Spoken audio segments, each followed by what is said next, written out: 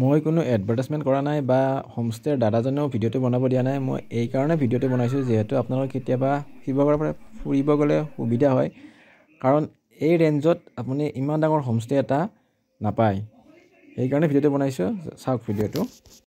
আমি 5জন গুৱাহাটীৰ পৰা তিনিচুকীয়া গৈছিলোঁ। তিনিচুকীয়াৰ পৰা ৰিটাৰ্ণ আহোঁতে আমাৰ শিৱসাগৰত ৰাতি প্ৰায় 7:30 মান হৈছিলে। আমি শিৱসাগৰ টাউনত বহুত হোটেল চালোঁ আৰু কিন্তু তাত হোটেলৰ প্ৰাইচবোৰ 1500, 1200, কিন্তু ৰুমবোৰ ইমান বেয়া আৰু যিবোৰ আছে ভাল ৰুম সেইবিলাক আপোনাৰ 3500, 5000 এনেকৈ কয়। গতিকে আমি কি কৰিলোঁ, অকণ শিৱসাগৰ টাউনৰ পৰা ৰংঘৰৰ ফালে আহিলোঁ আৰু একদম ৰংঘৰৰ অপজিটতে এইখন হোমষ্টে আছে। দাদাজনক ফোন কৰিলোঁ যে আমি ক'লোঁ দাদা আমি 5জন আছোঁ। দাদাজনে প্ৰথমতে অকণমান পাইছিলে, কিন্তু পিছত তেওঁ ঠিক আছে বুলি ক'লে। হোমষ্টেটোৰ নাম হৈছে মুভ ইন।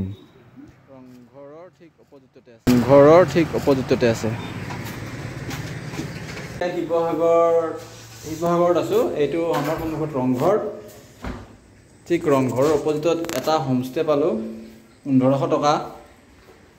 কাৰণ যিহেতু কালি সন্ধিয়া 6টাৰ পৰা আমি আহিয়ে আছোঁ, গাড়ীতে আছোঁ, পোৱা নাই কোনো। তেনেকৈ হোমষ্টেটো ল'লোঁ, 1500 টকা লৈছে। বঢ়িয়া হোমষ্টে,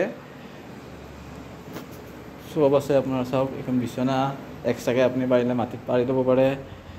এয়া কিটচেন, বঢ়িয়া চাফা। 1500 টকাত ফ্ৰিজো আছে, কি লাগে আপোনাৰ। এইটো এটা বাথৰুমটো, এইটো ড্ৰয়িং ৰুম। চাওক, ভাগৰ লাগিছেতো গোটেইকেইটাৰ। হোটেলতকৈ আচলতে হোমষ্টে ভাল। 1500 টকাত আপুনি AC, ফ্ৰিজ, গিজাৰ থকা হোমষ্টে ক'তো নাপায়। আপোনালোক কেতিয়াবা শিৱসাগৰত ফুৰিব গ'লে সুবিধা হওক বুলি ভিডিঅ'টো বনালোঁ।